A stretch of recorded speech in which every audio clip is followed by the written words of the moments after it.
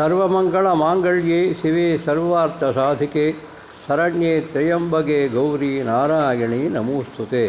நவராத்திரியில் இந்த ஒரு ஸ்லோகத்தை தினமும் 12 முறை ஜபித்தால் கூட போதும்.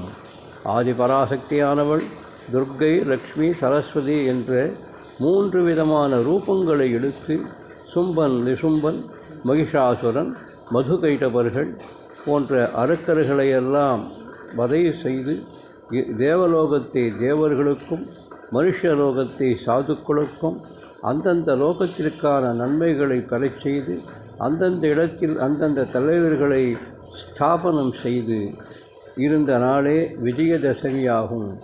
துர்காலட்சுமி சரஸ்வதியின் வெற்றியை கொண்டாடும் இந்த விஜயதசமியில் படிப்பு ஆரம்பிப்பதும் தொழில் ஆரம்பிப்பதும் மிக சிறந்ததாகும். எனவே நாம் விஜயதசமியை நன்றாக கொண்டாடுவோமாக.